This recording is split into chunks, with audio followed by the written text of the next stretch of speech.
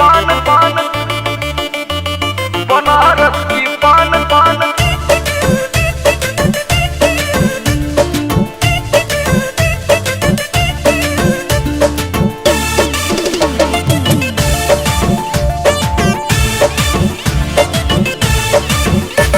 बनारस की पान तुम तो लगती जवान है, पतली कमर हर धड़कन की जान है। गाओ ये है ना, हाँ हाँ।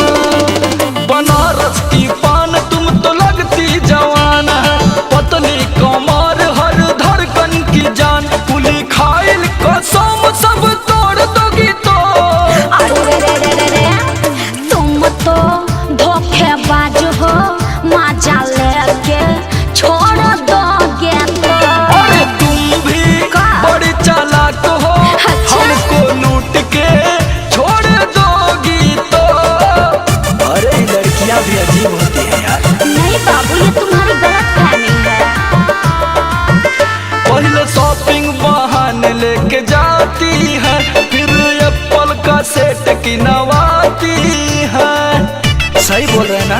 अरे मैं सबकी तरह नहीं हूँ बाबू, ऐसे तो होते नहीं सब का जैसा। घटी का खर्च जब करब 2-4 पैसा।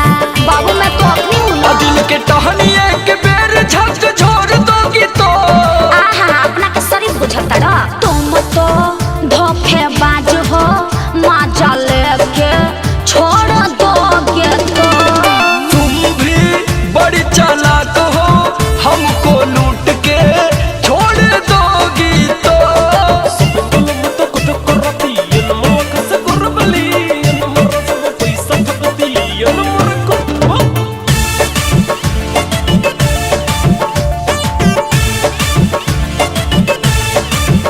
आजकल लड़कियों का बोलबाला है, हम लोगों का कौन सुनने वाला है। अरे मैं हूँ ना, टेंशन क्यों लेते हो? हमारा क्या ऐसे जानी डाहा सनम हो, लांछना लगा बजानी समर सरगम हो।